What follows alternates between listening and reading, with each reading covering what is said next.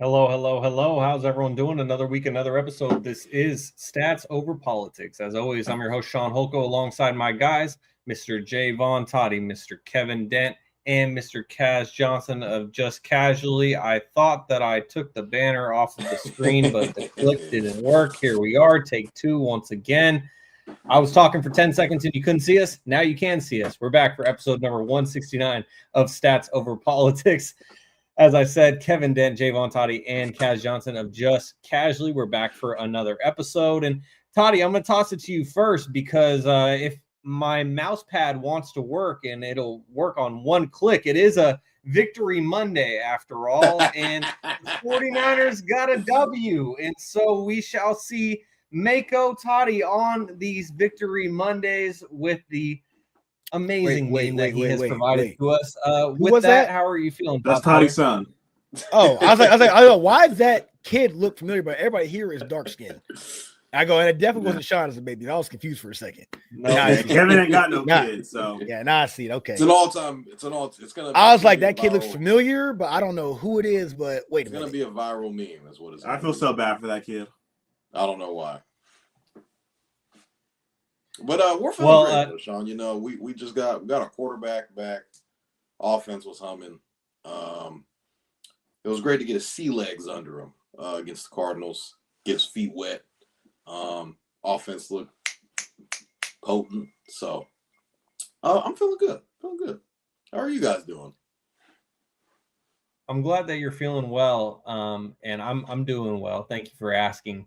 Kaz, I'll just throw this up on the screen because Mako has made many appearances on this podcast, and here was another classic moment, but this was a long time ago. Mako does not look the same in this photo as he does in the new Victory Monday meme. We see all the Eagles memes out there constantly. Well, this is now our 49ers meme. But anyways, Kevin Dent, how are we doing today? Doing well, man. Another day, another dollar. Congratulating you guys on beating the 3-7 Arizona Cardinals. You know, only 7 other teams did it. But you know what? Shaun looked like a 49ers gift shop, just threw up all over him. Toddy screaming for joy. You know what? Congratulations, guys. I'm happy you guys are winning games with the easiest schedule in football. Let's not forget that. So, congratulations. Welcome to the club. Yeah. And Kaz Johnson of Just Casually, I see you with the Modelo with the lime, so I know you're doing it right. How are you feeling on this Monday evening? First off, let me tell you how to do it right. It's not a Modelo with the lime, 2 limes. There's 2 limes. Yes. If you know, you know. I'm doing good, man. Like I said, I had a long week last week, so I apologize for not being able to just find time, and got a long week this week now, and even next week. So the fact that I'm able to get here is big. So that's why I got the Modelo. I told Kevin, I was like, yo, I need to have me a sip, dog. I'm exhausted, but not to the point where I want to go to bed, but I'm just like, I need just to, take the edge off. You know what I'm saying? For the podcast. Let me not be so pristine for the podcast. I'm just gonna just chill out, just chill out. It's not like we're on ESPN. It's a bunch of guys. We're all talking together as friends. Yeah. Because if we were on ESPN, I'm going to get us all fired. We're not on Good Morning America. Not quite yet. But we appreciate you joining us as always, Kaz. And before we get started here on episode 169, I just wanted to give a shout out to a loyal listener, Uncle Manny, who says on the YouTube comments, he says, it's the Raiders, but a nice win for his Cowboys. And as I was dealing with some technical difficulties, Uncle Manny said, put the banner back. He doesn't want to see our ugly mugs. And back so unfortunately, Uncle Manny, here we are. The Cowboys, they do get an impressive win for their fallen teammate, but after all, it was the Raiders. And so we will get into that in our speedy Week 11 NFL recap. But before we get there, let's not waste any more time, as we're going to dive into 2 games this week rather than 3, because we got some topics for you guys on the back end. But we're going to go to the West Coast for both games this week, because in the NFC, there was a game for first place in the West Division, and that was the Los Angeles Rams beating the Seattle Seahawks 21-19. Jason Myers had a chance to win it with a 61-yarder after he had scored basically all the Seahawks points up until that point, but Unfortunately for him, it wasn't time for another game-winning field goal, as we saw in division play earlier this season on a Thursday night in Arizona.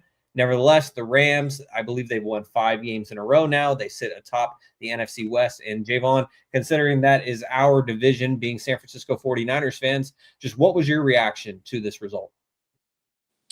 I thought the winner of this game would probably most likely be the best team in the NFC, if not the second best team in the NFC. These two teams, I love the faces that these Eagle fans are making on this podcast. I'm just saying. I mean, the Rams did lose to the Eagles. I didn't know your name was Toddy. I'm sorry. I didn't know that was your name. You can talk after when I'm done talking. Thank you. Gotta call the bullshit. We're getting too big now, Toddy. I can't let you just put out false narratives. Rudely interrupted by Kevin Dick. If you're on this podcast, you're gonna get interrupted by Kevin. Doesn't matter who you are. You can be Jesus Christ himself. You're getting interrupted. Anyway, I just thought the game itself, how it played out. The Seahawks were able to get into the red zone constantly throughout the game. They were able to move up the ball up and down the field between the 20s. I just thought when they got into the red zone, they just bailed out every single time. Field goal, field goal, field goal. They weren't able to score touchdowns. And not to mention, Sam Darnold also threw 4 interceptions. And despite all of that happening, JSN was still going off. Kenneth Walker, I believe, scored one of the touchdowns for the Seahawks. And Seattle literally had a chance to win the game at the end, despite all of the turnovers. So maybe that might be a spite of the Rams not really winning the game, but more of the Seahawks losing the game because they had so many chances to score. They had so many chances. They gave the Rams ample amounts of times to score. And I think pretty much the majority of the game, it was pretty like back and forth. Like nothing was really happening. Not a lot of scoring was really happening because Seattle's defense just kept getting stops after stop after stop, and they kept giving their offense chances to win, but Sam Darnold just kept giving the ball away. And I thought that was basically, I mean, usually when you give up 4 turnovers, you're going to lose by double digits. I mean, that's kind of a given, usually in the NFL. But that Seattle defense, I think, is a top 5 defense in the NFL, one of the best defenses in the league. And for them to be able to still give their offense a chance to win the game kind of speaks volumes.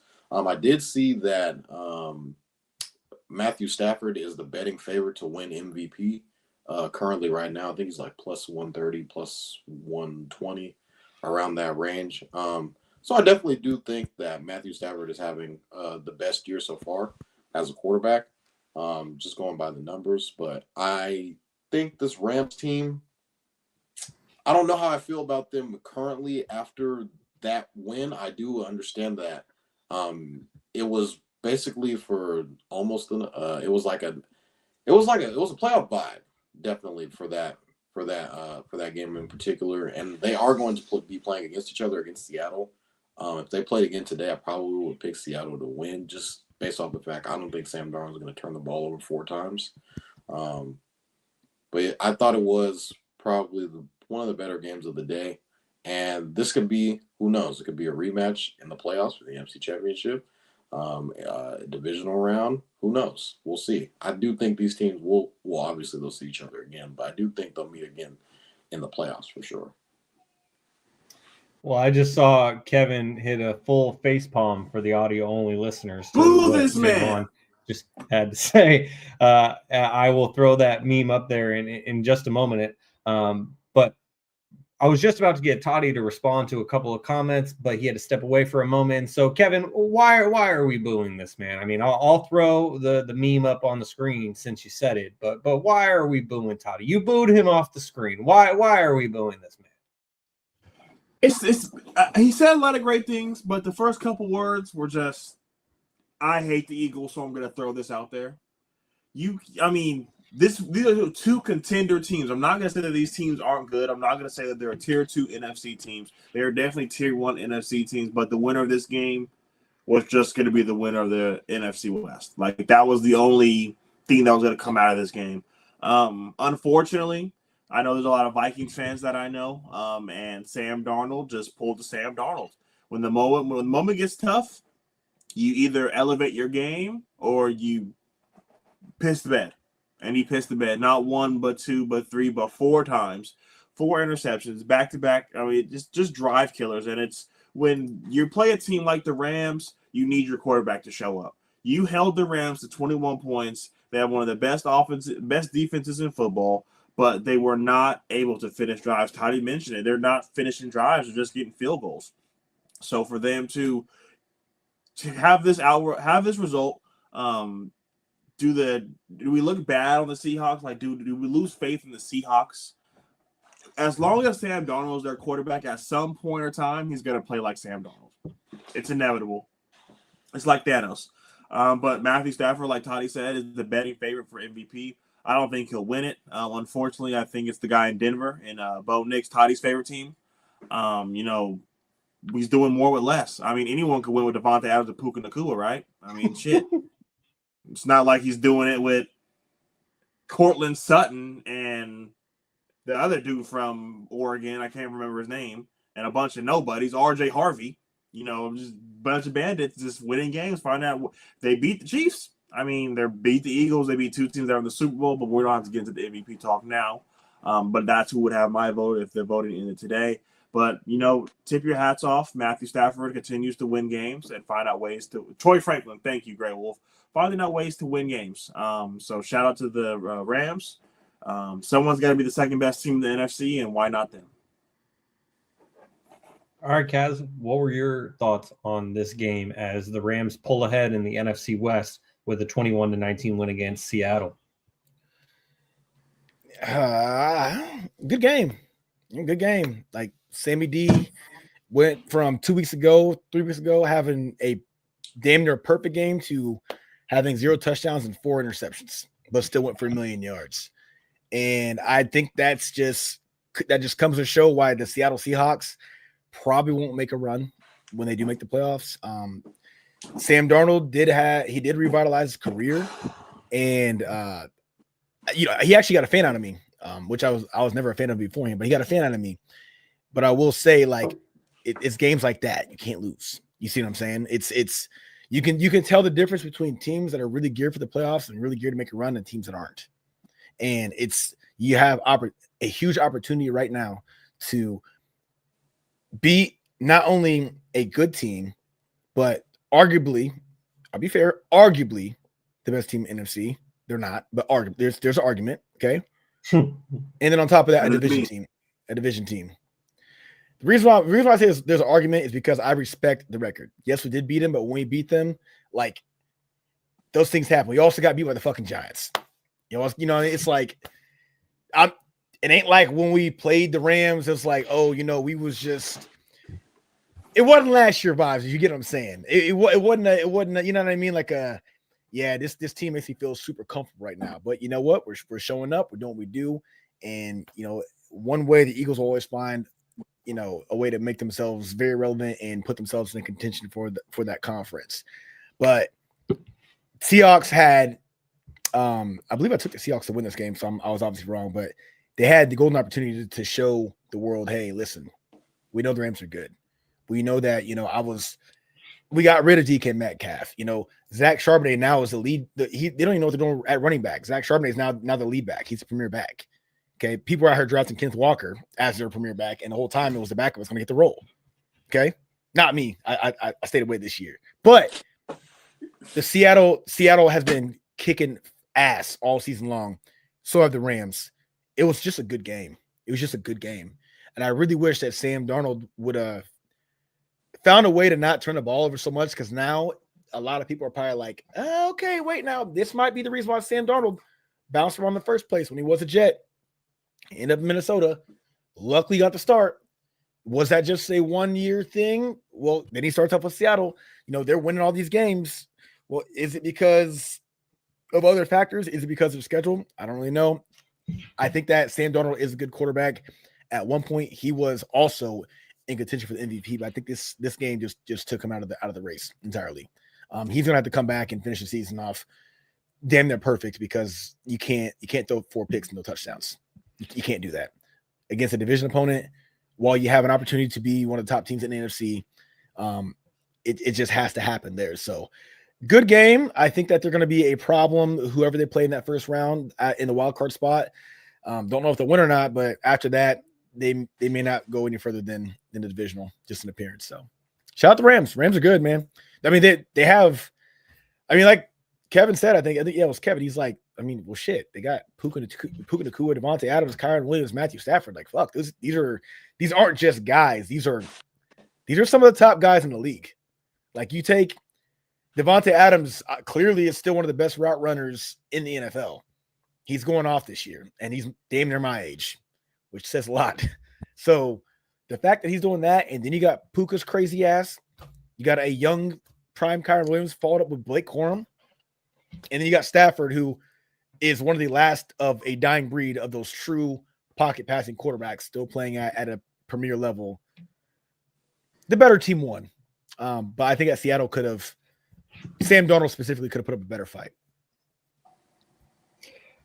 Ever since Sam Darnold was at USC, I found myself rooting for him. Toddy, I don't know if you're in the same boat as a Trojans fan, but I kind of just like Sam Darnold since he was in college. Then he goes to the Jets.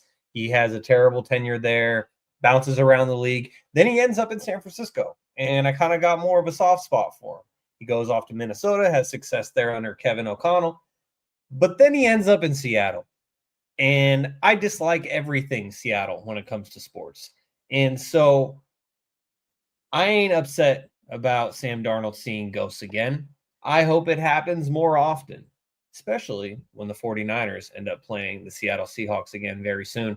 And Jaevon, a couple comments that I wanted you to just see from earlier, as on Instagram, Big Sal says, green will look better, brother, on Mako with the jersey, I guess. But then he does say it's a great meme. And then getting to some other comments on YouTube before we move on to the next game. I don't know exactly how to say this name. Let's see. MBA Baggins says, just subscribe. I think it's Puma. Okay, Puma. Thank you, Kaz. Puma I'll just go with Puma. Love. Puma. There you go. Puma says, just subscribe. Found you from Kaz's stream. We appreciate you, as well as Marilyn XOX says, hi, came from Kaz's stream too. And shout out to Grey Wolf, who is an OG Kaz subscriber and has been following us for a while now. We appreciate you, Grey Wolf, saying hello, gentlemen.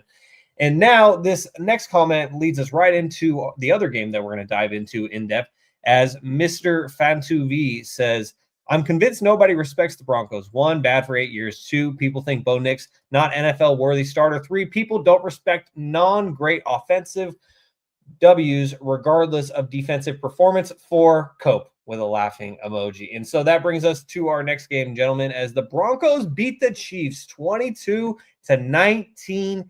This was a highly expected game, and yet the Broncos ended up getting the job done. Bo Nix comes in clutch late in this one. And so, Kevin, I'm going to toss it to you first on this game. Just what was your reaction to the Broncos slaying the mighty Chiefs and defending their home field? I think the crazy thing that really stands out to this point of the season is the Chiefs just are losing a little bit of that it factor. Last year, they were 11-0 in one-score games. This year, they're 0-5. This is the first time Patrick Mahomes has been 500 since he became the starter in 2015. There are a lot of things with this offense that we used to just chalk it up to Pat magic. He'll make a play, he'll throw a deep bomb, and they'll score a touchdown. When you have literally no running game, they only ran the ball 14 times. That just goes to show we can't run. We're not going to run. We're just going to give up on it. We're just going to pass the ball. We saw Rashee Rice come back, and we really saw this offense take that next step. You got guys like Xavier Worthy. You got Travis Kelce, who was able to get into the end zone this weekend. But this defense has been phenomenal in years past. And not even just years past. Earlier in the season, they've had really big standout games where they're not giving up a lot of points. But when you can't stop somebody defensively and you let somebody just tear you up however they want, whenever they want, it's going to be hard. You know, we're used to this defense making plays when they need to. This offense isn't able to come out and perform like they have in the past. But now we're looking at this defense as Spags defense that's usually making everybody in the NFL on the opposing team struggle, have bad nights, but that's not the case anymore. Chris Jones isn't what Chris Jones used to be. And getting back to the Denver comment, Bo Nix, who I think should really have a serious MVP argument, 295, 24 of 37. He didn't throw any touchdowns, but he didn't throw any picks. This offense has a lot of weapons. The Troy Franklins, the Pat Bryants, the Cortland Suttons, the Evan Ingrams, R.J. Harvey stepping up when J.K. Dobbins go down. They even have Jael McLaughlin, who was able to get into the end zone this week. So the Broncos have a lot of weapons. And what no one's talking about is the Broncos is this defense. Pat Surtain has been out for a couple of weeks, and they're still figuring out ways to shut down teams. And I get it. I love being the one guy in the NFL that has the white cornerback. But Riley Moss ain't no joke. Riley Moss is making plays when it needs to be played. So you can just look at that cornerback room and only see Pat Surtain. They have Jahad Barron from Texas, who's coming in his rookie year, really making plays. So they have a hell of an edge rusher. So they're finding ways to win games. And Sean Payton, with this offense, they're finding ways to win games. As a Broncos fan, that's all you can ask for. So are they going to win the division? They have a hell of a lead in front of the division, especially with the Chargers losing on Sunday. So the Broncos are no joke. We got to tip our caps to the Broncos. Kaz, what was your reaction to this one, as the Broncos are one of the best teams in the NFL at 9-2?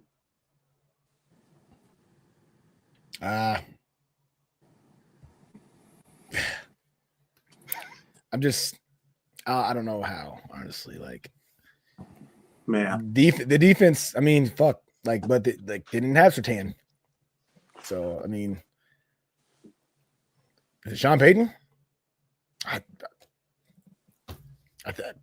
think that's probably who I think comes down to. I think that they have a coach that knows how to win games. He's no stranger to winning games, obviously. He has a Super Bowl ring, and even when he didn't have a Super Bowl ring, the Saints were, they were in the playoffs. They were contenders. So they found something in Bo Nix. We knew that going into this season. He had an amazing year last year, he was a rookie. Yeah. So proved a lot of people wrong. I think that he's kind of getting a little bit of the Jalen Hurts treatment, where it's like whoever was in that comment that let that comment did say, like, he's not getting the respect he deserves. The dude balls. Whoever says that Bo Nix is not NFL worthy is crazy. There's no way. I understand that now isn't always a quarterback that wins games, but we have watched Bo Nix literally, like probably 3 to 4 times this season alone, kind of put the team on his back. And that's kind of you know what it reminds me of? It reminds me of what people ride Josh Allen for. Yep, 100%. Similar play style, not as big and as strong, but similar play style, where it's like the Bills need to make some plays, right? Something's got to happen, and you already know who's going to be the guy with the ball. They only got Cortland Sutton there, and what was it, Troy Franklin, right? Yeah. So it's like those two dudes. I'm not even sure if I know Cortland Sutton could start some teams, but like even that's kind of like questionable. Like this is like there's some good receiving cores out there, some really good wide receivers, to where Cortland Sutton might. This is just me spitballing. He might be able to start for like 4 other teams as a true wide receiver one, as number one. That's how many good wide receivers are out there right now. So like the fact of the matter is, they got J.K. Dobbins, who unfortunately hurt again for the rest of the season. But even before that, his career was supposed to be over. To get R.J. Harvey, they don't even use him the right way. They don't use him at all, barely. I think he's only had like about 2 good games this season, like legitimate games. Who's doing on offense, guys? It's Bo Nix. J.K. Dobbins, Bo Nix. That's about it. And I wouldn't necessarily say as an Eagles fan that they're a team that like I would fear personally. I think that we're just too damn good. Even though they did get us already, but there's some things that can factor into that reason, but whatever. But like the AFC, they're not winning a Super Bowl. I'll say that. They're not going to win a Super Bowl. They're not even going to go to the Super Bowl. No. There's a solid chance they might make an AFC championship. I think there really is. It's all going to come down to seeding and who they're going to play in that divisional round, because I think that they win the first round in the playoffs. if they might even end up getting a first round bye. So we'll see when we get there. But for right now, they're just a team that's kind of underappreciated. They're definitely not respected as much as they should be. As someone who's not a Denver Broncos fan at all, and I was the biggest Bo Nix hater last year, and I shut my mouth this year. I think that what they did against the Chiefs, Chiefs are a hard team to beat, man. I mean, they've ran that division since Mahomes has been there, and it was a good game, close game. This wasn't like Denver went out there and beat them 31-7. You don't want to be in a close game with the Chiefs unless you're a damn good team, and they were in a close game with the Chiefs, and pretty much said, "Hey, we're gonna make you like beat us in the playoffs if we see the playoffs because we're running this division." So, especially with the Chargers losing, so you gotta take your hat off to Denver, man. You got to. They're a good team. They're good. I think they're well coached. They're well coached, man. I think it comes down to coaching. I think that Sean Payton has those guys willing to rally behind him, and I think that they got the personnel to where they believe in themselves. And as a current coach and a former athlete, sometimes that's all it takes.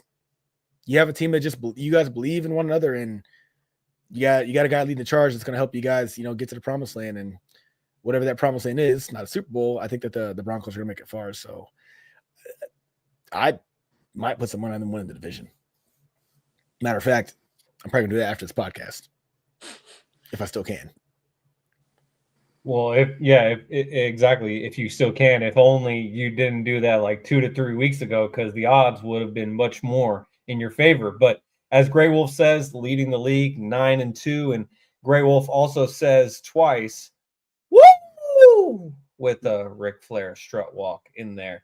And as Jaevon, you could respond to this comment. Obviously, we're on this panel with 2 Eagles fans, but at Mr. Fantov says, "Not gonna lie, Broncos just Eagles of the AFC, built and play the same damn near minus the Super Bowl rings." So I see Kevin with the face palm. I don't know what Kaz's reaction to that, but Jaevon, as the unbiased person on this panel when it comes to that comment, what are your thoughts on the Broncos being the Eagles of the AFC? Well, let's just go back. We can go back to his first comment that was talking about no one gives the Broncos respect. No one is talking about this. Bo Nix is this. Bo Nix is that. It's almost like someone on this podcast a couple of weeks ago when we did our top 5 teams in the NFL, someone had the Broncos number 1. I don't know who it was. I keep forgetting what his name. Oh, yeah, that's right. It was me. I was the one that had that Broncos number 1 on and the best team in the league. And then Kevin's calling me all types of names. I got people DMing me, telling me I need to be removed off the podcast. You don't know what you're talking about. You beat this team. You beat that team. Oh, by the way, one of those wins just so happens to be, oh, that's right, the Philadelphia Eagles. And I remember that game was also in Philadelphia, and the Broncos had to come back in the second half and win that game. I mean, I just come on here and I just tell it. I call it how I see it. I mean, this is what it is. So I did it, and then after the week after we did our top 5 list, they came out and they had that game against the Raiders, and everybody, oh, you could. This is the team that you had number 1. Relax, guys. Let's take it back a little bit. Just let's take a couple steps back. It's a divisional game. You guys play each other twice a year. It gets a little. Those divisional games. I mean, the Eagles fans on this podcast. I mean, they lost to the Giants. I mean, hell, this is just how it is. I mean, as far as this game goes, I'll go back to what his next comment was. Are they the Eagles of the? Hey, thank you, Shaun. Appreciate that. When it comes down to are they the Eagles of the AFC, I won't say it from a talent standpoint, because if you look at how the Eagles roster is constructed, you got AJ Brown, he's making like top 5 money. You got Saquon Barkley, he's making top 5 money, and then you also have Jalen Hurts, who's also making top 5 money. So I mean, I'm looking at as far as a talent standpoint, I think the Broncos are drafting really well. They have a lot of younger guys that will develop into those type of players. But on the offensive side of the ball, I can't say that they are relatively close to what the Eagles are, because you have, like I already mentioned, A.J. Brown, got Devontae Smith. You have Saquon Barkley. And now I do think a reason why the Broncos don't have as much of a talented offense is because they're still paying Russell Wilson a shit ton of money. And it's like when a lot of your money is allocated to one person and you have a relatively young team, you can't really allocate your cap is basically fucked because of all the money that was given to Russell Wilson in advance. And we all already know how that debacle went. They paid him to literally leave. And Sean Payton has been doing a lot more with less. And Kaz also mentioned the relevancy of what the Saints were when Sean Payton, Drew Brees were there, and they were just winning games nonstop. And I think we kind of forget what good of a coach that Sean Payton is, because obviously he had Drew Brees, but Sean Payton was also a big reason of why the Saints were winning a bunch of games year in and year out and being in playoff pictures. So, Kaz did say, I don't know if they're going to be the number one seed. Well, I mean, shit, they're 9-2 right now, Kaz. So the math is in their favor for sure.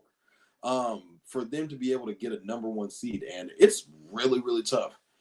We've seen in past years to go and win a game in Mile High, especially in a road playoff setting. So the Broncos, I mean, they're a tough out as far as a team, what their defense can bring, and their offense doesn't usually turn the ball over. So that's going to translate when it comes to the playoffs.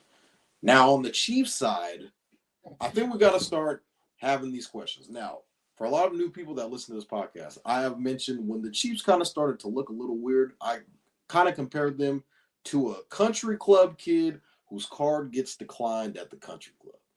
They start swiping their card, and they're trying to figure out, hey, like, what's going on? Yeah, it's saying your card's declined here. Did your membership renew? I don't know if your dad, he usually fronts the bill. Well, you guys don't know who my father is and what my family brings to this. He's that guy that's making a scene at the country club, and you're like, oh, what's going on with this?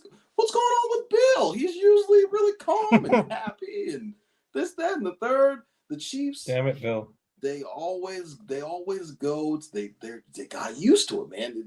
Patrick Mahomes, first year in AFC Championship game. Wow, this guy can really play. Next year, Super Bowl, AFC Championship, Super Bowl. It's just they got accustomed to it. It was just the Chiefs weren't really used to winning like this. Now they were winning games, but not to the success of when Patrick Mahomes took over the helm. I get it with Andy Reid and Alex Smith. They were winning games, getting to playoff, having playoff appearances, so on and so forth. But when obviously Patrick Mahomes took over, it was the Chiefs' invitation.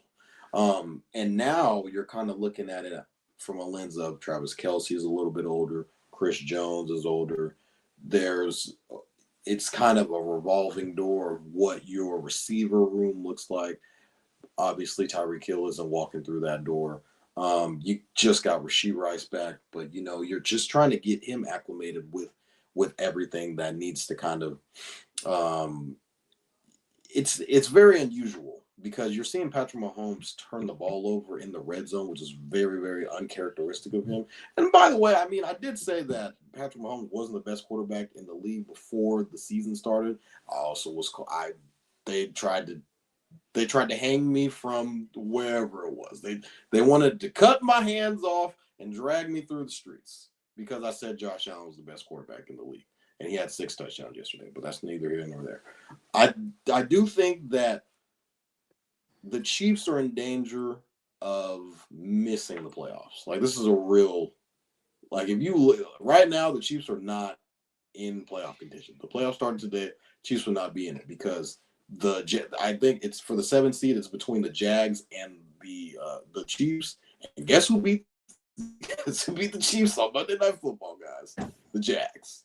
So, I mean, the NFL is giving you chances. They usually give the Chiefs the benefit of the doubt, but right now it's kind of like you guys can't afford to lose more games because you're already 5-5 right now. You start creeping, you gotta go. People are kind of waiting for the Chiefs to go on this run, and there's probably a bunch of people betting the Chiefs to win the Super Bowl, which is probably a pretty penny right now because they're not showing you anything that they're going to be able to make a run and win the Super Bowl. But I do think when it comes down to it, the Chiefs will probably, maybe make the playoffs. But I know if they do get in, a lot of people are going to be betting them. It's going to be a similar situation to when the Warriors played against the Rockets in the playoffs last year, and obviously the Warriors were favorites, but the new young team that was coming in, and the Chiefs were going to be the Warriors basically. So I think a lot of people would probably end up betting the Chiefs, but that would be a good spot to bet against them, just kind of based off of the year that they have. But who's to say that they're even going to make the playoffs? But for the new listening podcast, people that listen to the podcast, we like to say on this podcast, life comes at you fast. and right now, it's coming at the Chiefs a hell of a lot fast, and they're not accustomed to being in this situation. So we'll see how they try to wiggle their way out of this. But right now, I don't know if the Chiefs are even going to make the playoffs. Well, Jaevon, I give you your credit that you had the Broncos at number 1 in your NFL power rankings a couple weeks ago. But let's not forget who had them at number 2. Because unlike our fellow 2 panelists, you and I had the Broncos in our top 5. I had them at 2. You had them at 1. For some mysterious reason. I'm sorry, what did you say? I said you did not have the Eagles in there. No, I did not. And I got an earful from the gentleman that's to my left on the screen. But if we did the top 5 again, they would probably be in my top 5, especially after last night's win. And so, guys, let's not waste any more time. Actually, before we get into our speedy Week 11 NFL recap, Jaevon, during this podcast, you sent to me some new content that I've uploaded into the system, and I'm going to throw it on the screen.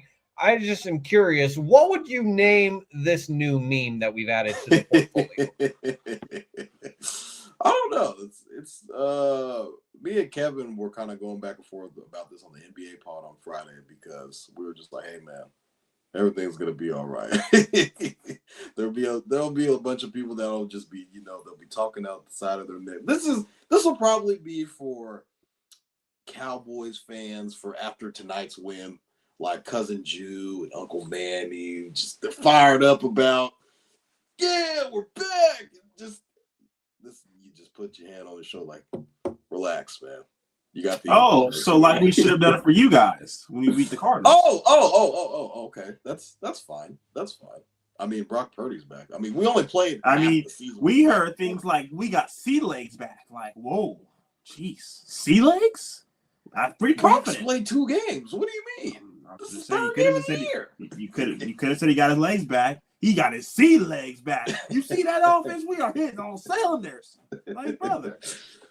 Perhaps this meme could reverse on me. Kev might hit the Uno reverse on me. He's just waiting. He's always just waiting to pull the card out. Oh no. So. You know what Niner meme I like to post. But we gotta keep that. It's not podcast relevant. It's not podcast the best for the podcast. Well, and also the most that I've seen this meme in this circle has been with a couple of Photoshop faces on it. I believe it's A.J. Brown and Jalen Hurts who have been Photoshopped onto these faces that Kevin likes to send around us when it's like, hey, Cowboys fan, you just beat the Raiders.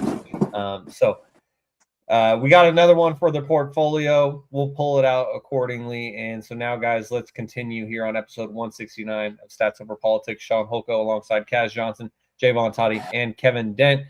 Guys, let's get to the remaining games in a speedy fashion. And Kevin, I'm going to toss it to you first because the Patriots beat the Jets 27-14 on Thursday Night Football. Drake May is coming out and putting the world on notice. I know the Jets are the Jets, and no one's really going to hold them to a high standard, but the Patriots are doing it week in and week out. Mike Vrabel gets this team to play. Stephon Diggs, people thought he was washed. Now he's put up 100 yards on consecutive Sundays. But the moral of the story is you go to Ohio State, you're going to find the end zone. Travion Henderson, look, Ramondre, you had your time, you got your money. I better not see him start another game. 3 starts, 6 touchdowns. I better not see Ramondre Stevenson take any more workload out of Travion Henderson. You drafted him with the first pick in the second round. He showed up time after time after time, and he brings that receiving factor that Ramondre really doesn't bring. So tip your hat to the Ohio State. Well, you already know I'm going to tip my hat to the Ohio State University. Is Kaz, the game that woke us up on Sunday morning. I'm not sure if you were locked in on this one in Iowa, but the Dolphins beat the Commanders 16-13 in overtime in a game that was played in Madrid, Spain. I just want to talk about that Marcus Mariota run. Did you guys see the Marcus Mariota run? To be honest, I missed Old man still got it. That dude ran for like, I'm no bullshit, probably 60, 70 yards. Yes. Yeah. It was unction. Hey, with guys chasing him and they weren't catching him. It was impressive. Breakaway speed. Yeah, I was like, damn, okay. Now, I mean, Mariota's been known for being a scrambler. He's a fast guy, but he's just old now, you know. But no, I mean, like, yeah, it was just a stinker of a game, bro. You know, just you got Miami, who probably, I'm not sure where they're at when it comes to draft position, but it's like, you know, you should lose games, I'm guessing. You got Washington, who unfortunately probably will not be able to sneak into a wild card spot unless some team royally just has a downfall, losing, you know, a string of four games, you know, straight, and maybe they win 4 games and, you know, they're back positive. I'm not even sure what the record. I think they have like 3 wins. They're 3-8. Yeah, so highly unlikely that they make the playoffs. So just 2 teams that should be gearing for that tank. Miami has more weapons, so with having more weapons, I picked them to win that game. They won the game. You know, that's about it. I mean, what can you say about that game? It was terrible. I feel bad for the overstate games, the out of country games. They get a bunch of shit games and Trevor Lawrence. Mm-hmm. But the thing is, though, they don't even know any better because they're not football fans like that. You know what I mean? Still, besides the Eagles-Packers game last year, like, they're really not sending good teams over there. Yeah, and even the Brazil game wasn't. They was sloppy as hell too. Yeah, Jalen had what, 3 picks? They can say they saw the Super Bowl champion. Yeah, okay. I guess they can't say that, but yeah. But either way, Besides that, it's Trevor Lawrence. 2 bad teams. No Jaden Daniels. You got Devin A. Chain. You got Jalen Waddle, and 2 is better Mariota. Better team 1. That's it. That's the Madrid game right there. Yeah, we got an okay game to start the season in Brazil with the Chargers and the Chiefs, but Chargers have kind of leveled out, and so have the Chiefs. And then you think about the Rams absolutely taking belt to ass to Trevor Lawrence and the Jaguars. That's pretty much the only notable teams that I could really think have played overseas so far this season. But, Toddy, that brings us to our next game, as the Steelers beat the Bengals 34-12, but Aaron Rodgers got hurt in this one, and now his future is questionable. Yeah, so I saw that Mason Rudolph had to end up coming in for the Steelers. I think the main takeaway from this game was Jamar Chase versus Jalen Ramsey. Apparently, they got into a skirmish, some people would like to say.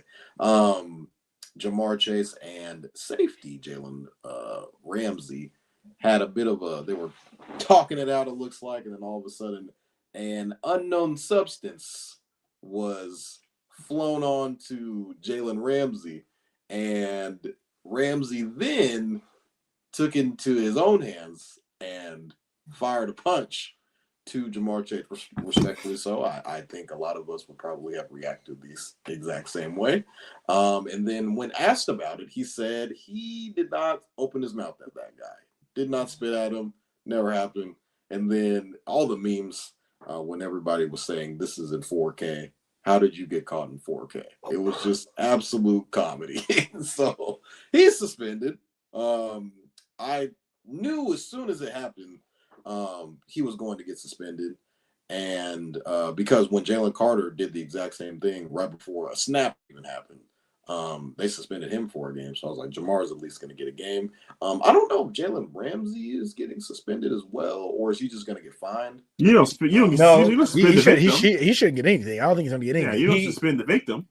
Yeah. Well, so, and it was also because Jalen. So I mean, that was about it. But I don't know if he's going to get fined or he shouldn't get suspended, but I would understand if he got fined because people would NFL.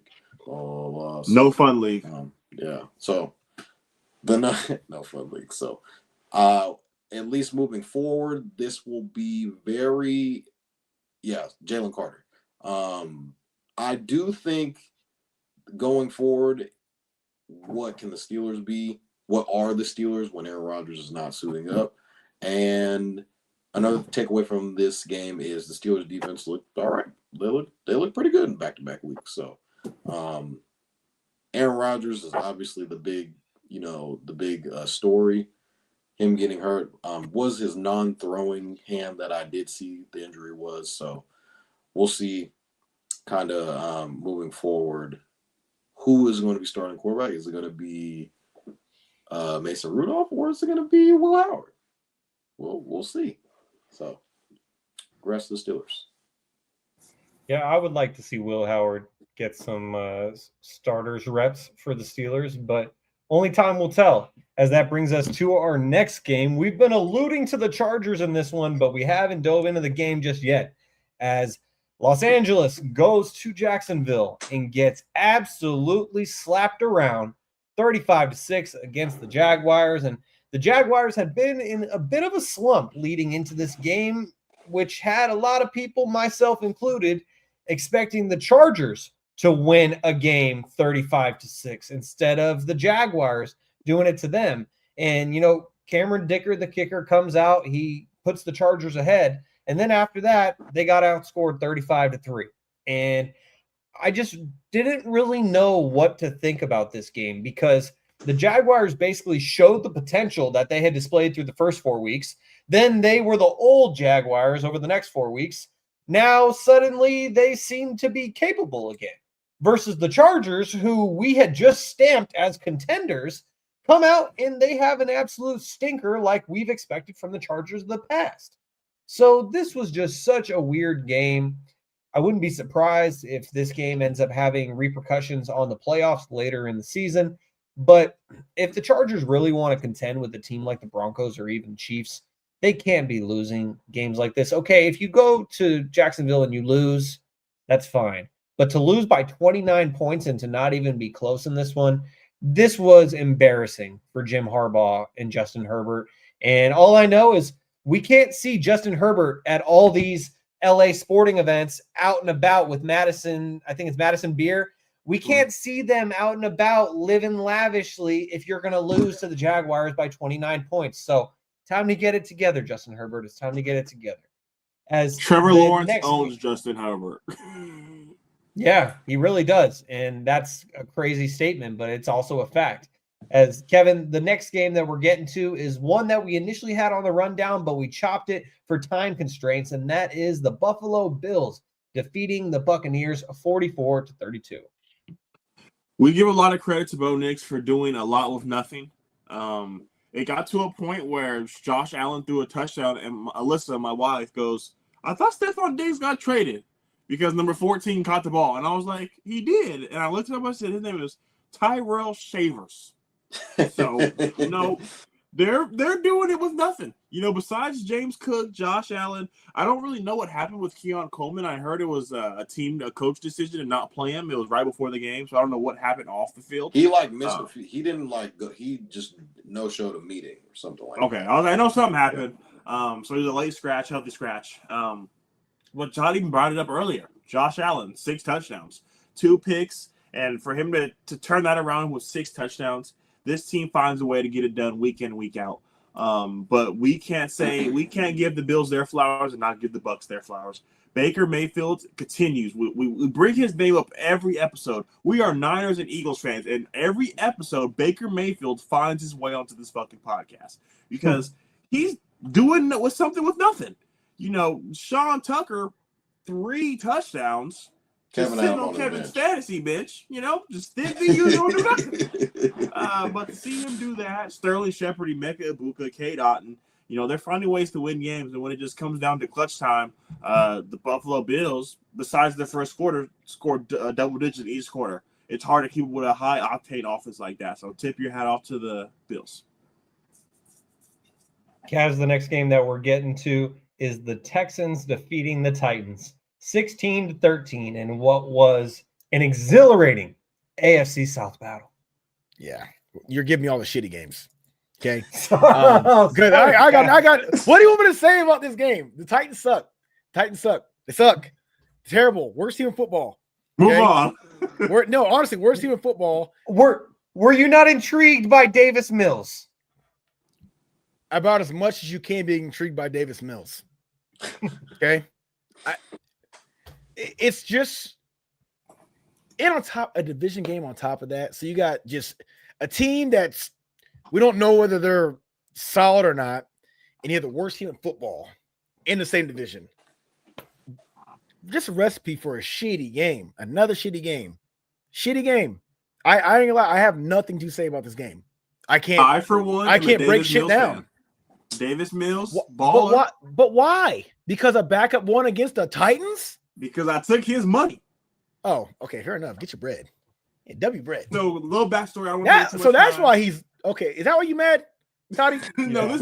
this was 3 seasons ago. So we bet that because Toddy and Shaun were, we got Trey Lance, we got the next whatever great quarterback, and I said, I bet you Davis Mills is better than Trey Lance, and the only reason I won that bet is because Trey Lance broke his leg. Week Game 2. Now, quick question to the two Niners fans. Do you guys think that Davis Mills is actually better than Trey Lance? No, I don't. know. And I watched Davis These Mills guys are crazy. play in These guys are college at crazy. Stanford. I think that Trey Lance has more potential. Oh, we got to compare North Carolina. Are we going to compare North Dakota State film to Division I football? Hey, What are we doing? Trey Lance looked solid throughout the Brother, preseason he's this playing year Sac under State. Jim Harbaugh. Sac State is crazy, Kevin. That's FBS. That's the caliber teams they play. They're not playing any Pac-12. They're not playing Carson Oregon. went to the same school as him. Okay, this ain't about Carson Wentz, Todd. It's about Trey Lance. I'm just saying, don't throw up college numbers when he won the college Heisman. He won the Heisman for the Tier 2 schools. Yeah. But no, yeah, just Fans. shitty game. I mean, God forbid if Houston lost that game, I actually would be pissed off because what are we doing here? Okay, you got guys that might. I mean, shit. Is Joe Mixon coming back? I don't know. I thought No, he was God, supposed- and I thought he was supposed to be. He's on my bench. I'm like, bro, the season's about over, dog. Me Like, too. He is. I'm like, I got him and Brandon Ayuk. I'm like, oh, this is genius. Brandon Ayuk might never come back either, too. Yeah, he might come back on a different team. Man. Yeah, exactly. So I thought I was doing something, but yeah, now shout out to Houston though. You know, you beat up on a high school team. Kudos. Yeah, Kaz, I feel your pain because I got Joe Mixon sitting on my IR all season long, and I tried to trade him Kevin's way like 3 weeks ago, and Kevin did not take the bait, and so he's stuck He on said, my Kevin, IR. he'll be back soon, Kevin. Just think about it. When he Don't comes worry back, about you it. saw what he did last year. Just think about it, Kevin. I was like, Shaun, get the hell out of my phone.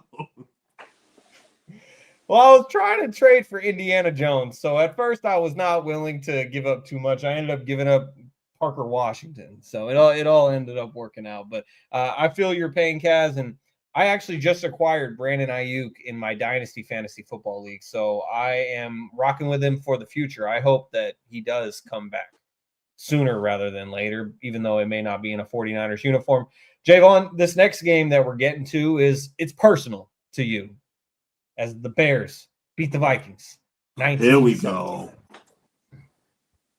He beat fucking JJ McCarthy. Fucking congratulations. Every week it's Kevin he beat this guy. He beat that guy. It was just this and the Bears are 7-3. I mean, I don't know what it is, guys. I mean, I keep going back to the summer. We had Keith Jorgenades on this podcast. Asked us who was going to win the NFC North. NFC North. Kevin said, don't do it. He looked at me dead in my face. He said, don't do it. I know what you're about to do.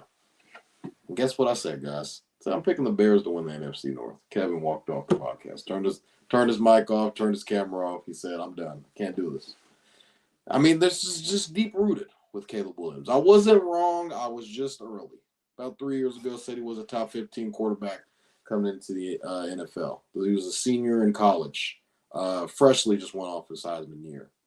And obviously, it didn't work out with his prior coach, but I do think with the addition of Ben Johnson, adds a lot more to the entire team. There's a lot more juice. He always comes in after a victory speech and says, "You don't apologize for winning." Bears just keep somehow winning. I don't know what it is. Caleb Williams in the fourth quarter just turns it on. I do think J.J. McCarthy played like ass the entire game. You can definitely see the frustration in Justin Jefferson's face. And just wondering how he is the highest paid. Grey Wolf says the Bears are third in the NFC. That is just, I mean, they're 7-3. I mean, math is math. So, as far as this team goes, I do think the defense played a little bit better, causing a bunch of turnovers on J.J. McCarthy. I think J.J. McCarthy had one good drive. The two Ohio State fans on this podcast are trying to say, "I've been trying to tell you guys it's not that good." But I do think he has potential. He just doesn't have the reps. And he hasn't really played that much. He's been hurt the majority of his career. And I do think he just needs a little bit more reps. And with that, it's only time will tell on how good he actually will be. But we do know with young quarterbacks in the NFL, that clock's ticking. Like, it's like, hey, if you're not good by like at least like year 2, we're gonna move you. And that just goes back to when Josh Rosen was so bad. Cardinals got the number 1 pick again, and they drafted Kyler Murray. I mean, with the Jets, the Jets have been drafting quarterback after quarterback. The Browns always drafting young guys. They had Baker Mayfield in the building, and now obviously they will regret that decision. I just think with young quarterbacks in the NFL, and even coaches, when you draft that young quarterback, your clock's ticking, and you're basically tied to that quarterback. And if he does not succeed, you're out of a job. And usually the quarterback doesn't go. They find a new guy and hire the new guy, and the new guy is on with that new young quarterback. So I do think Caleb Williams has been put in good positions by Ben Johnson. And Ben Johnson has put him in position to succeed and not put him in a position of, hey, he's going to get a lot of heat for this. He's still young in the game. He's still trying to figure the league out. And I do think in his second year, Caleb is showing you what he can be and the potential that he possesses. And that's a playoff team. And the Bears right now are winning the NFC North, and they got a home playoff game. And a home playoff game at Soldier Field could get a little spicy. But I do think it will be very interesting on what the Bears can do moving forward. But Grey Wolf says, for audio-only listeners, but if they win the next 2 games, in parentheses, that's if the Eagles and Rams lose the next 2 games, they can possibly lead the NFC conference. Yeah, so I mean, based on the math, the Eagles and the Rams are 8-2, I think, and the Bears are 7-3. So I mean, things could get a little dicey. Now, I'm not saying they're going to be number 1 in the NFC, but I do stand firm on my position that the Bears will win the NFC North. I'm just going to stand firm on that.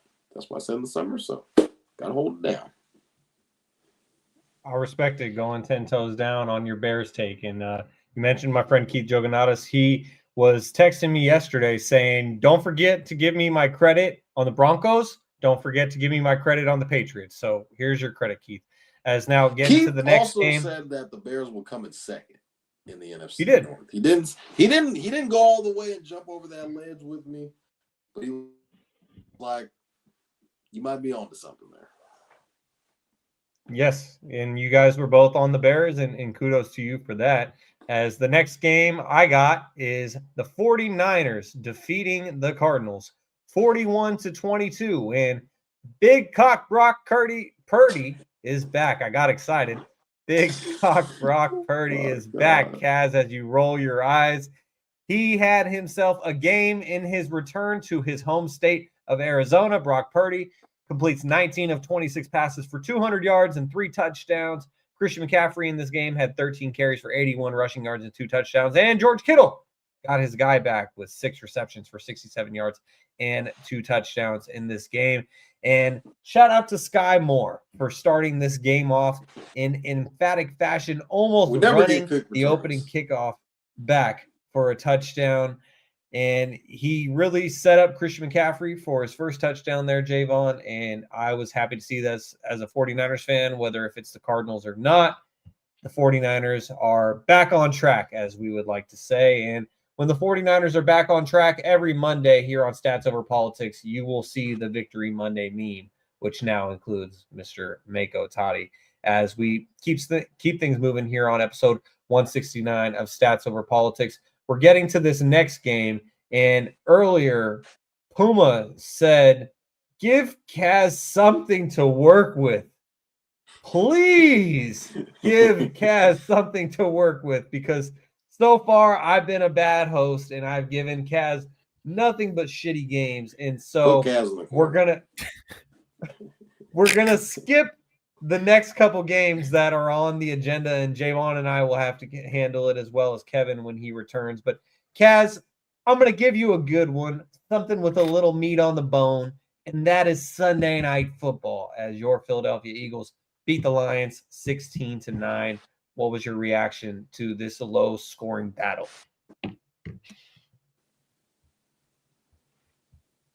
My reaction? I've never in my life, as an Eagles fan, and we've had some great defenses. You guys know that. Right? We've had some years where we've had, number 1, number 2 defense in the league.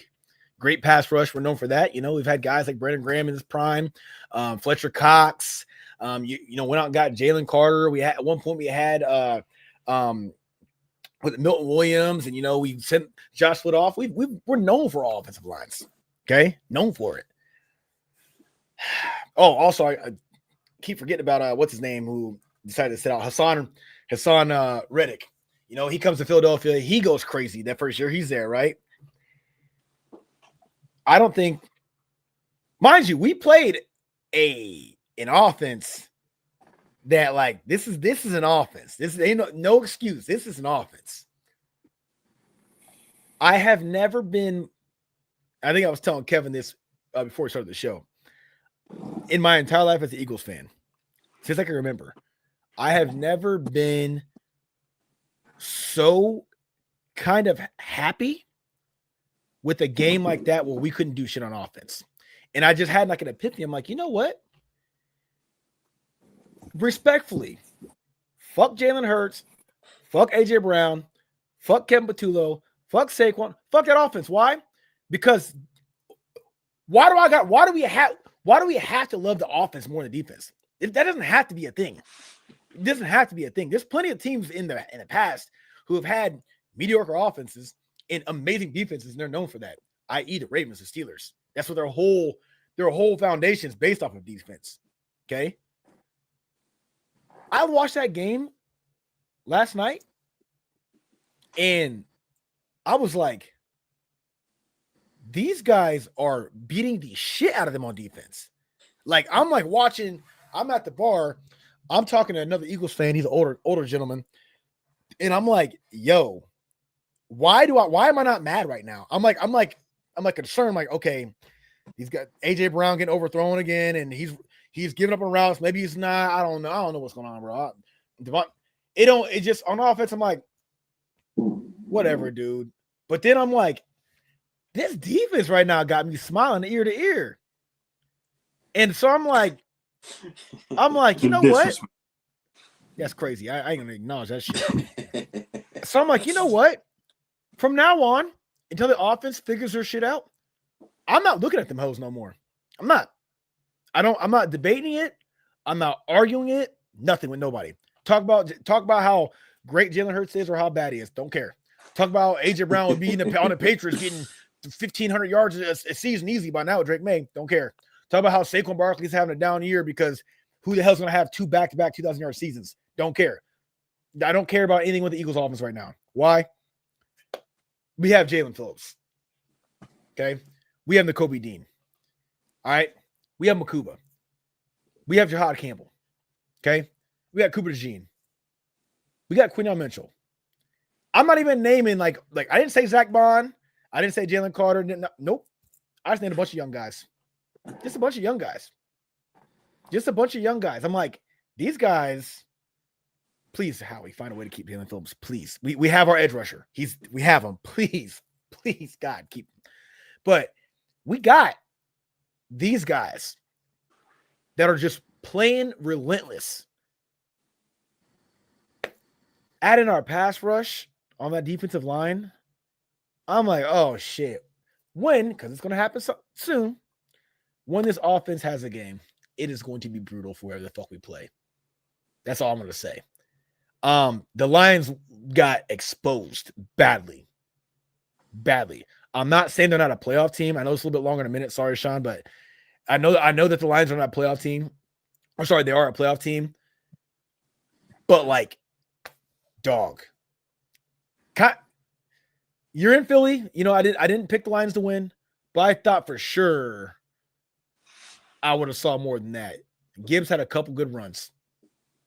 That's about it. J-Mo found the end zone, but I mean, again, who's covering J-Mo when you got Quinyon literally shutting down Amon-Ra? Just nothing.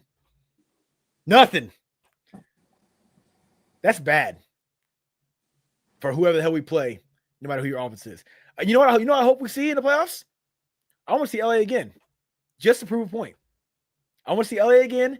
I want to do exactly that while our offense is also clicking, and then just go ahead and waltz our way to another Super Bowl, because I'm here to tell you, I have never seen the Eagles defense play as clean of a defensive game as that against an offense that is a legitimate offense. No questions asked. The Lions have a great offense. And I didn't get to see it. I saw the hands. Can I please see that comment? Because I know it's going to piss me off. He says, Lions blew their opportunity when they choked versus – okay. I thought I was going to say something about the game. All right. Yeah. So yeah. Nah. You guys are in trouble. That wasn't supposed to be a thing. We got a Dory Jackson playing cornerback still for the Eagles, starting. Okay. And just a few, he had his best game of the season. And just a few weeks ago, that was our biggest problem area.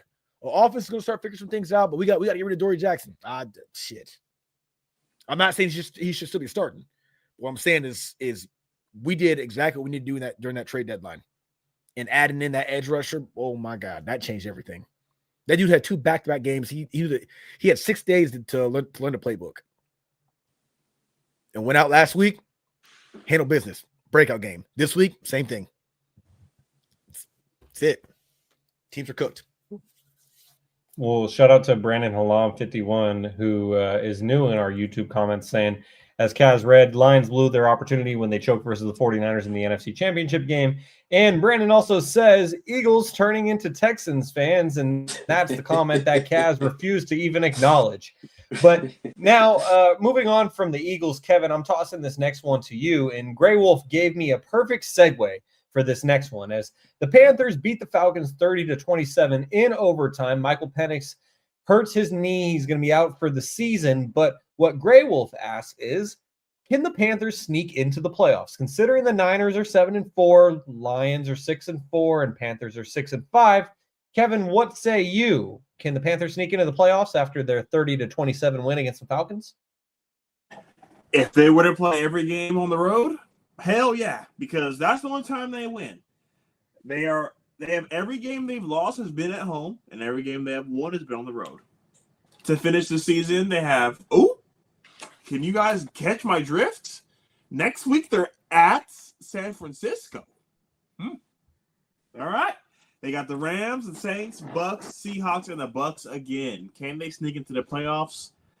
I don't know, man. Bryce Young is playing like the quarterback that was drafted number 1 overall over C.J. Stroud.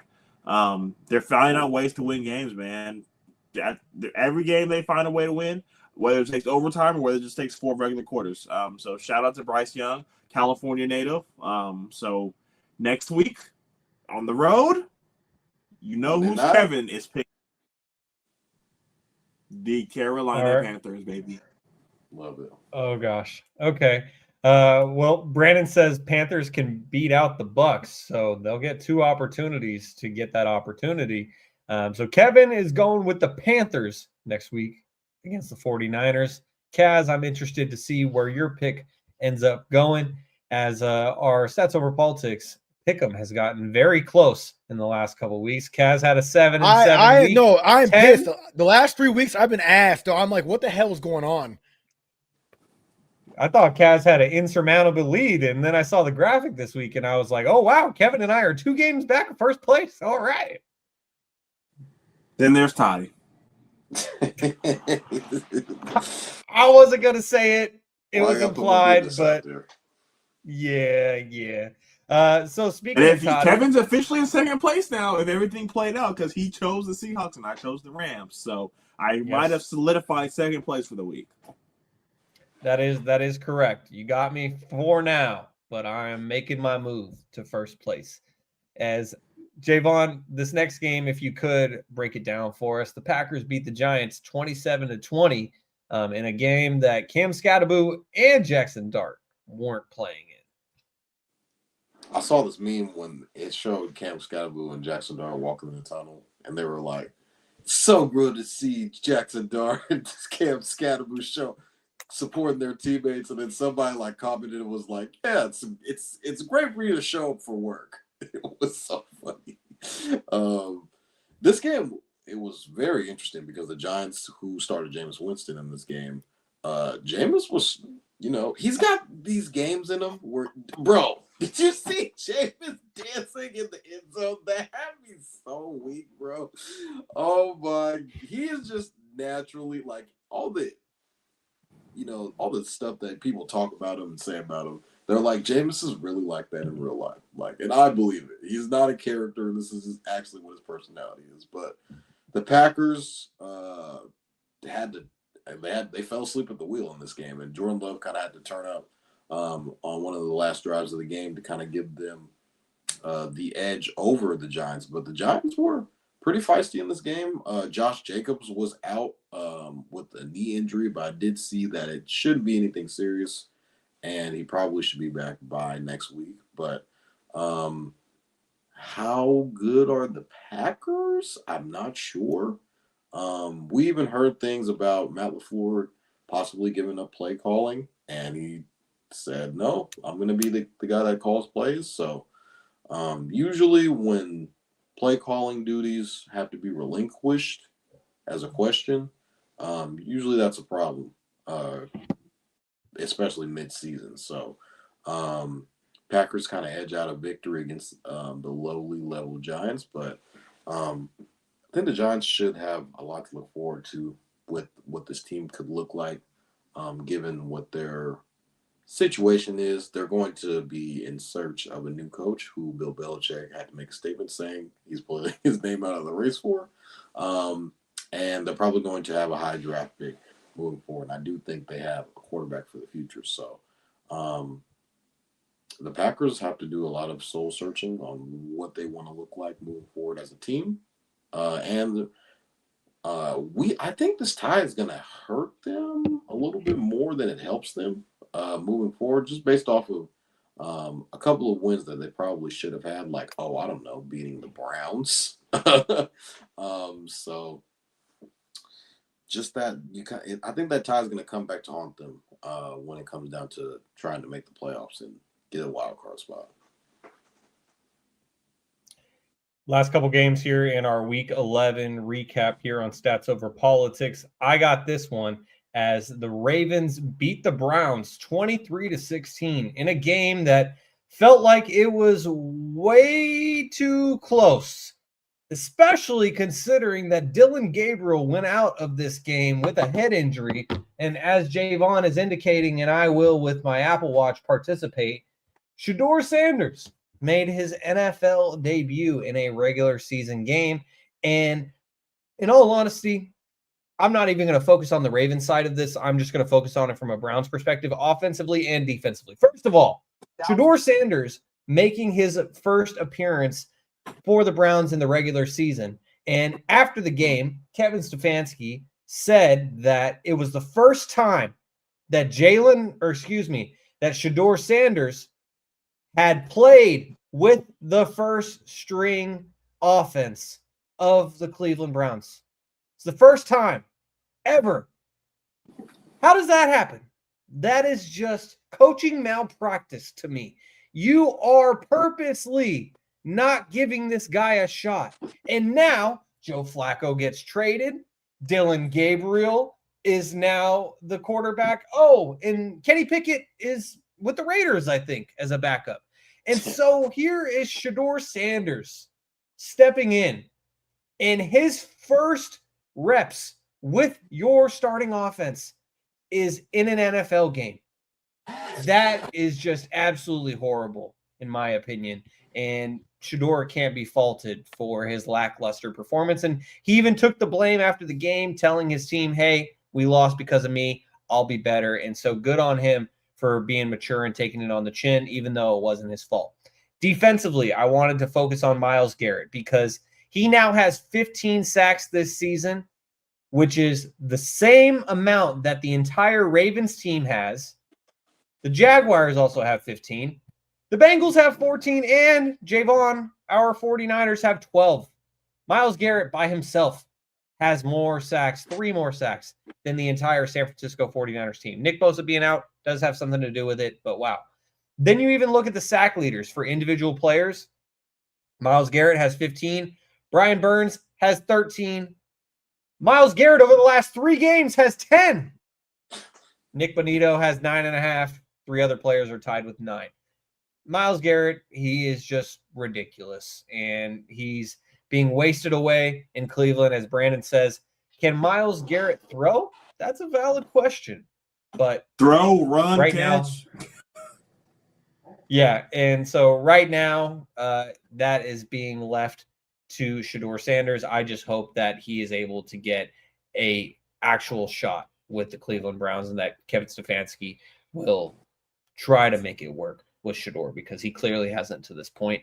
And now, Kevin, if you could wrap up our Week 11 recap, what we just saw on Monday Night Football as the Cowboys beat the Raiders 33-16. Built to ass. Didn't even watch it. I knew this game was going to get ugly real quick. When George Pickens, Jake Ferguson, CeeDee Lamb, they all find the end zone in the first quarter. Geno Smith's really bad at football. And I believe that we were really sold a dream last year, with the whole they didn't write back, this and that. The Raiders have a lot to figure out. And unless one of their majority owners is going to come down to the field and throw passes, they're going to be in trouble. As Kevin is alluding for those of you that don't know. There you go. The moment they got rid of Jacoby Myers, I'm like, oh, this is going to get real bad. Like, that was crazy. They need to move Crosby. I was just like, you're already not a good team. You get rid of, arguably, because Bowers is out for so long, your best offensive player. Because nothing against Genty, we know he's probably going to be, but like Jacoby Myers, like, dude, I had him start on my fantasy team. You know what I'm saying? Like, that's a guy, on that team. So when he went, I'm like, oh my God, what are they about to do here? I feel bad. My cousin's a Razors fan. Yeah, I watched feel the game bad in the other room, and I walked by to go grab me one of my nice Modelos, and I just kind of felt bad for him. I peeked in. He's just sitting there, just watching the game. I was like, just don't forget 2 limes, not 1, but 2 limes in the Modelo.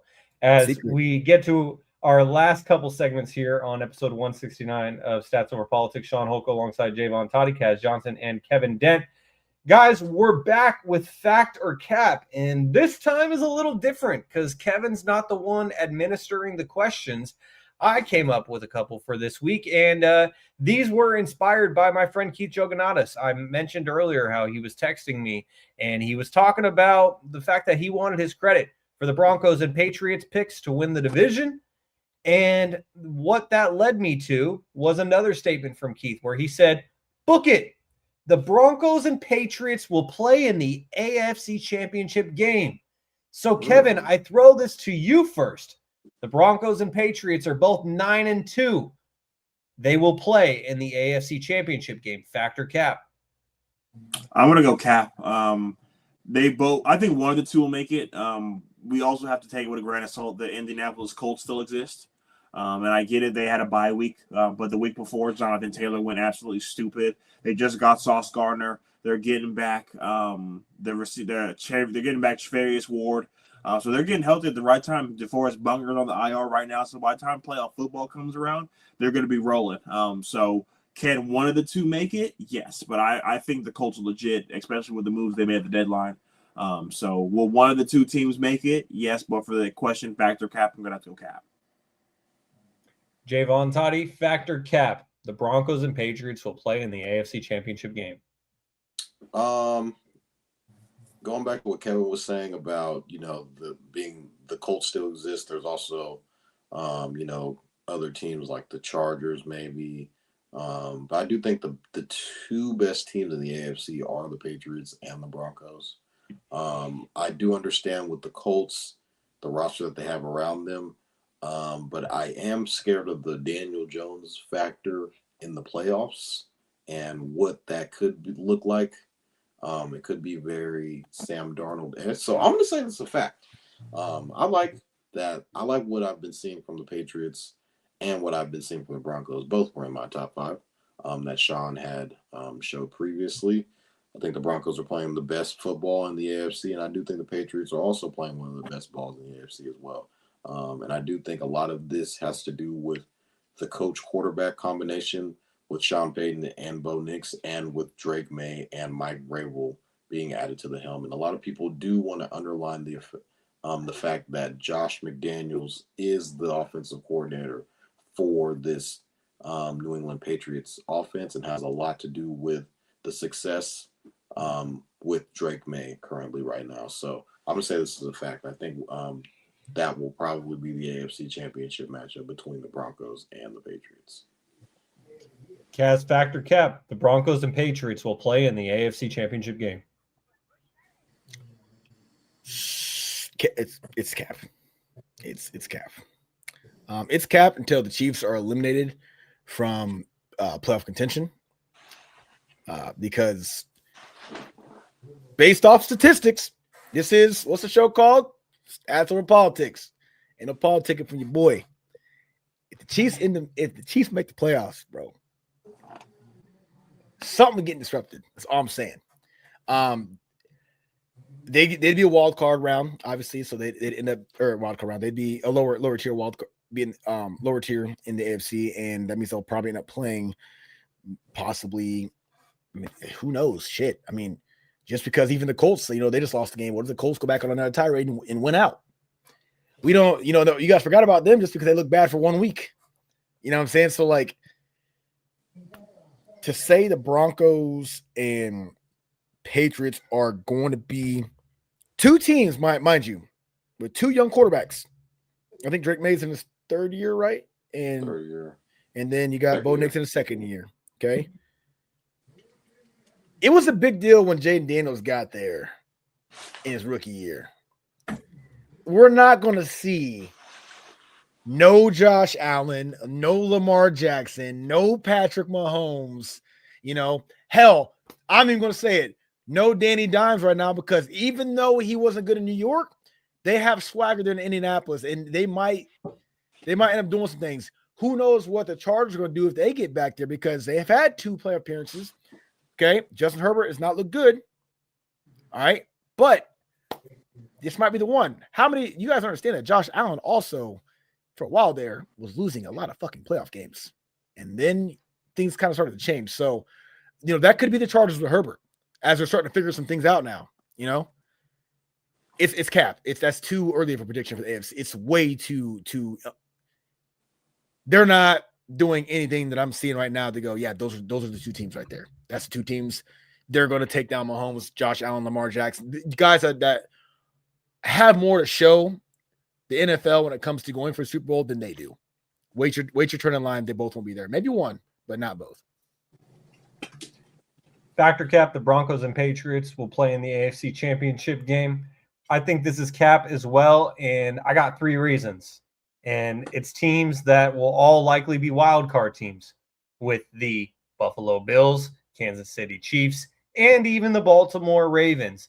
It's crazy to me to talk about those three teams and not picture them as division winners. But right now, with the way things are going, the Broncos, the Patriots, and the Steelers will end up winning their respective divisions. I don't know if the Steelers will hang on to the AFC North now that Aaron Rodgers is dealing with an injury. But as things stand, I would take those three wildcard teams over either of these two teams. And so I think that this is cap. The Broncos and Patriots will not play in the AFC Championship game. So that now brings us to the other side of the coin. We talked about two teams that are 9-2 in the AFC. How about two teams that are 8-2 in the NFC? Jaevon, I'm going to toss this one to you first. Factor cap, the Eagles and Rams will play in the NFC Championship game. I think this is a cap. I think the NFC is a little bit more stacked than the AFC currently right now. I didn't say who it was gonna be. I just said I just don't know if both teams are gonna make it. Now, I think the Rams are playing the best ball in the NFC currently right now. I think they're the most complete team. I do think the Eagles obviously have, you could argue they have the most talent, but I don't think they're humming on offense, as Kaz has already mentioned in his long soliloquy for that breakdown for the Detroit Lions and Eagles game. Now, the Rams, I think their offense is playing really well. Stafford is MVP candidate. I think their defense has been playing really well and been able to cause turnovers. The Eagles are, they kind of lean on one side of the ball each and every game, and they're talented enough to be like, if the offense isn't playing well, then the defense will pick them up, and then one week it'll be the offense will be humming and the defense will kind of be on its heels a little bit. So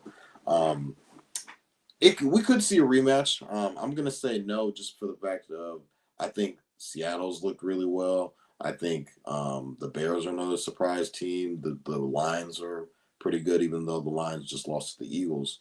And also the Eagles look really, really good as well too. But I do think this NFC is going to be a little bit of a shakeup moving forward. So I will say a cap.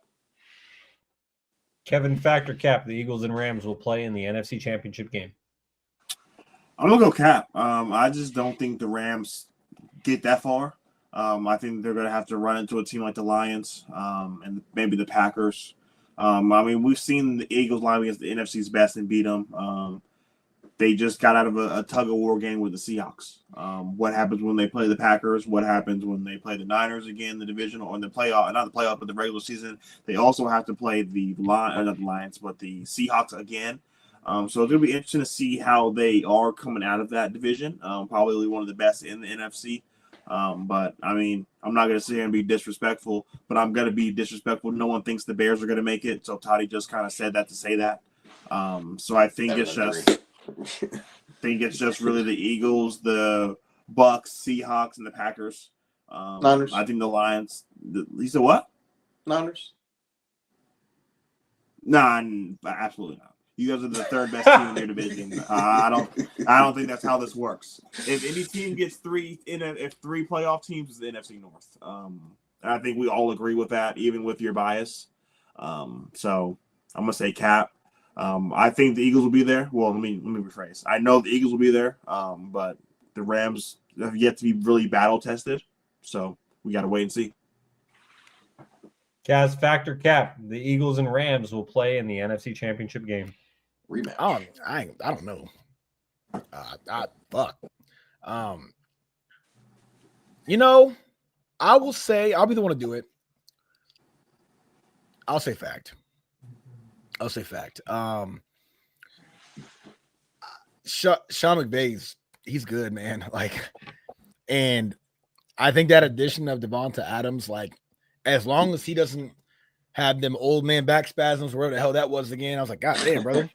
I was like, hey, I'm up there in age too, my guy, but I ain't never done that. And you're a pro athlete. I just stay fit, but I was like, ooh, non-contact in the lower back. That's like old man problems for real. So I think as long as he's good there, we can look for Sean McVay to lead that Rams team. Of course, they have to win first. We got to win the division. Eagles, which I think we will, but we got to still,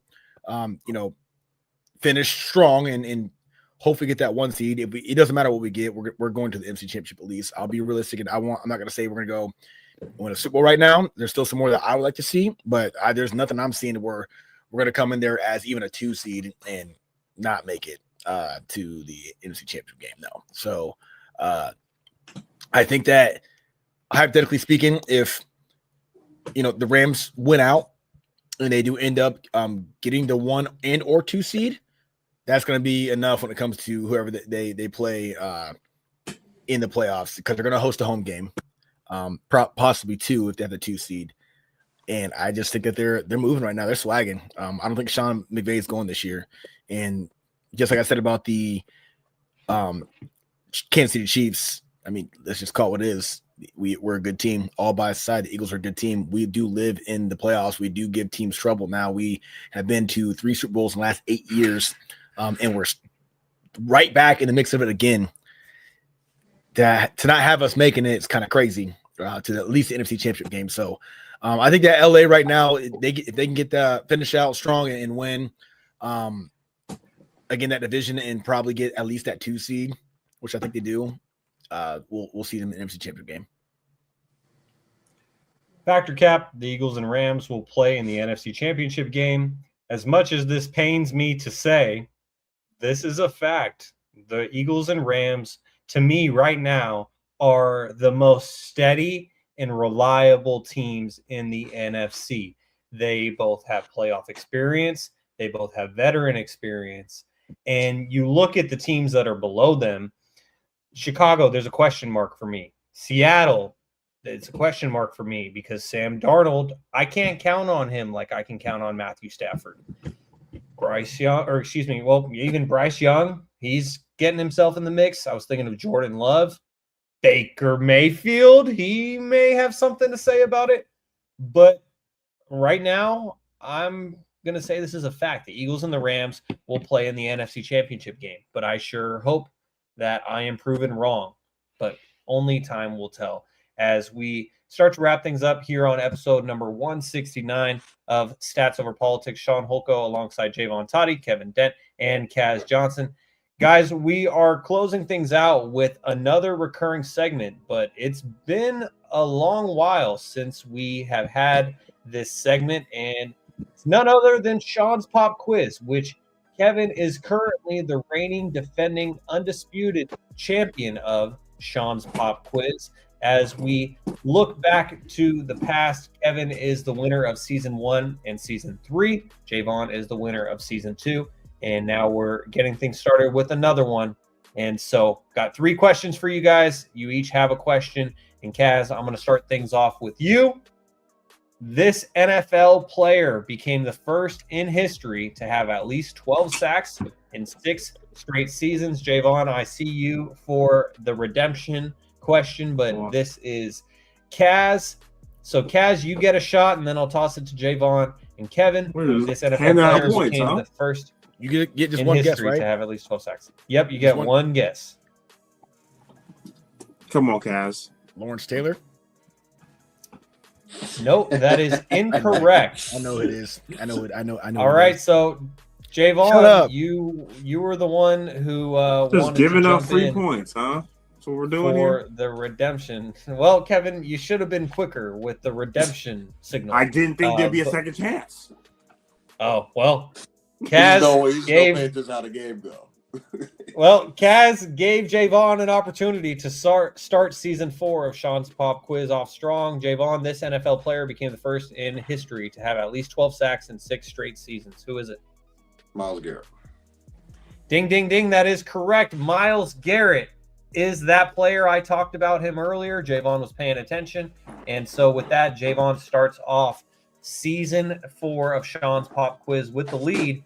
And now, Jaevon, this next question is for you. We're bouncing all around for Shaun's Pop Quiz, the first edition of Season 4. And Kaz is over there playing on his guitar. It's ironic because Jaevon is an expert at Guitar Hero. But now on to Toddy. We can run that. We can run that. We can run that if you want to. I didn't know. I didn't know that was. I didn't know you were a guy. I would like to see that because Jaevon, I remember back in the day, you would just absolutely shred on that little guitar. And so I would like to see that matchup. But keeping things moving just for the sake of time, Jaevon, this next question is for you. And Kaz and Kevin, you know the rules that if you want to try to jump in for the redemption answer, just signal for me. But this one is Jaevon's question. It's college football related, so I don't know if Kaz will want to jump in on it. But Jaevon, this SEC team became the first in 287 games to win after trailing by 27 points. And oh my gosh, Jaevon pulls out the Guitar Hero guitar as well as he's strumming along. Jaevon, this SEC team became the first in 287 games to win after trailing by 27 points. Who is that team, Jaevon? The answer is the Texas A&M Aggies. Ding, ding, ding. That is correct. This third question is going to be so hard, bro. Just watch. This third question is going to be so hard. He just threw 2 layups. So. My question better be what's Kevin's last name? Just complain as much as Kevin has. Like, he just keeps going. He's just why did he complain? He's like, you would think that Kevin would have more faith in me as the host, considering that he is a 2-time champion of this segment. Kevin has won 2 out of 3 titles. If this next question isn't what's Kevin's last name, I'm walking off. Well, ding, ding, ding, Jaevon, you are correct. It is the Texas A&M Aggies who trailed South Carolina 30-3 at halftime and ended up going on to win 31-30. They are the first team since 2004. There's been 287 instances where a team has trailed by at least 27 points, and they're the first to win. And so shout out to Texas A&M for getting a crazy win on Saturday. So we went from the NFL to college football. And I can't make it for a while on the Friday night episodes with the NBA due to covering the high school football playoffs for West Coast Preps. And so, Kevin, the question I have for you is basketball related as we close things out with this edition of Shaun's Pop Quiz with Russell Westbrook is the second NBA player of all time with 25,000 points and 10,000 assists in his career. Kevin, who's the other one since I gave you such a difficult question? Hey, man, that's what I'm talking about. This is just like asking Kevin, what's Kevin's last name? You ask me an NBA question, the answer is always the same. It's LeBron James. Ding, ding, ding. That is correct. LeBron James is the other player in NBA history with 25,000 points and 10,000 assists. So Kevin's on the board. Jaevon has 2. Kaz, hopefully you can get on the scoreboard next week and get your mind out of the 80s. I'm asking some recent questions over here on Shaun's. I'm still fairly new to this, though. Like, it ain't. I was gonna say I don't think he's ever done a Shaun's Pop Quiz. No, I've done like 2 like last year. That's about it. Something like that. Okay. Well, I apologize. I should. I'll get up to speed. I'll get up to speed. I was gonna say Reggie White afterwards. So either way, I was wrong. Oh, he was good. Yeah, I'm like, oh yeah, you know, this is what an OG. You got current players. I'm like, all right. So close yet so far as we're wrapping things up here on episode 169. Any final thoughts, gentlemen, from any of you before we get on out of here? I know we have an NBA episode Friday, 7 o'clock. Make sure everyone's tuned in for that. But any other thoughts? Toddy got his ass whooped in fantasy this week. Belt to ass, ladies and gentlemen. He does not know ball. Indeed, does not know. Why is he doing this? Why is he doing it? Because I'm the Jonathan reason. Taylor was on a bye. Hey, brother, it's not my fault. Only thing I'm gonna say is, if you know, you know. This is an OG guitar, so I'm letting you know I am a seasoned vet. That is like it to the yes. You gotta play on the next episode. I was unfamiliar with I'm a seasoned vet. I'm confident. You name the dollar amount. You pick the song. Whoever finishes with the highest score. Not to put the money on the line. I'm a vet man. Hey, Kevin, you're one to talk because anytime that someone's challenging you, not on Guitar Hero. Fine for bragging rights. Kevin has been known to make fun of me for playing old games, so. Which is funny because you're actually young. Well, compared to me, like you're younger, so I'm like, I didn't think people really. I thought I was like the last of a dying breed with the Guitar Hero shit. Oh no, yeah, that's all I played when I was a kid. Got you. All right.